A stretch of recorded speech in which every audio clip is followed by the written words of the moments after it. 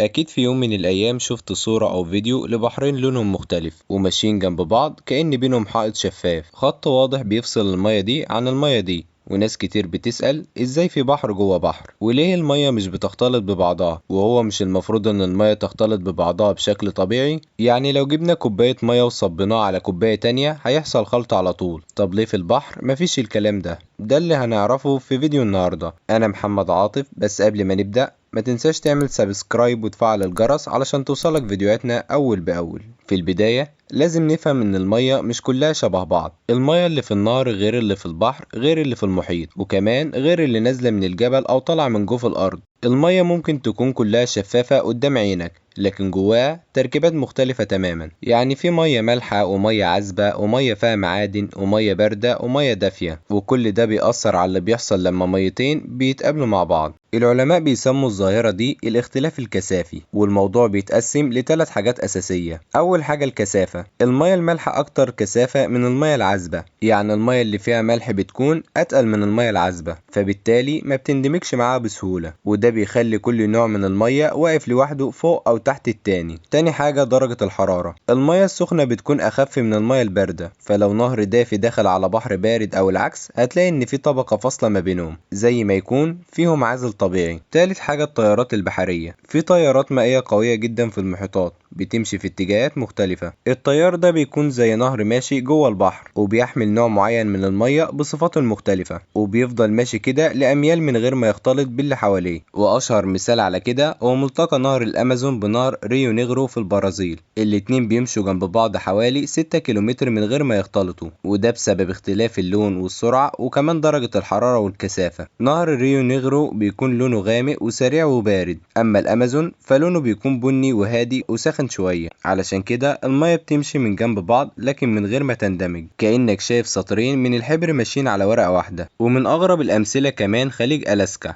هناك بيتقابل نهر جليدي مع المحيط، وبيبان كأن في سحابة موحلة ماشية جوه البحر الأزرق. المية اللي جاية من الجليد فيها كمية ضخمة من الرواسب والمعادن اللي متجمعة من آلاف السنين، فلما تنزل البحر تفضل محتفظة بنفسها كأنها جسم مستقل. ولو سافرت شوية لجنوب شرق آسيا هتلاقي ظاهرة مدهشة في مضيق مالكا، وبعيد عن الصور اللي بتتشاف من فوق، العلماء درسوا الظاهرة دي من تحت المية كمان، واكتشفوا ان الخط الفاصل اللي باين فوق تحت حدود طبقية بين نوعين من المية بيسموها الطبقات المتدرجة. الطبقات دي بتمنع ان المية تدخل في بعض بسبب الفروق الكبيرة في الضغط والكثافة والحرارة. والمثير بقى ان الظاهرة دي اتذكرت في القرآن الكريم من اكثر من 1400 سنة. مرج البحرين يلتقيان بينهما برزخ لا يبغيان.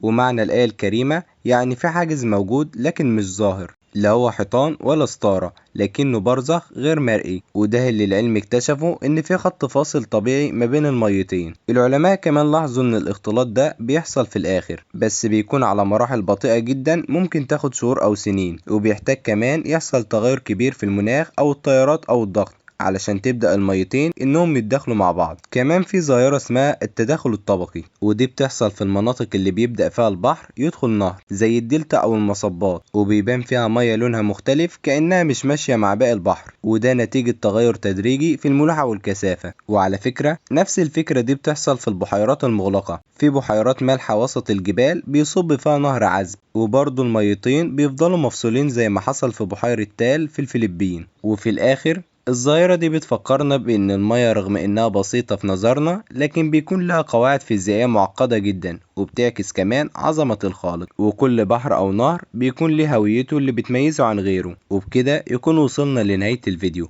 لو حابين حلقة تانية نكمل فيها عن أعماق البحار والظواهر الغريبة اللي بتحصل تحت المية اكتبولي في التعليقات، وما تنسوش تعملوا لايك قبل ما تخرجوا علشان نعرف كم واحد كمل الفيديو للآخر.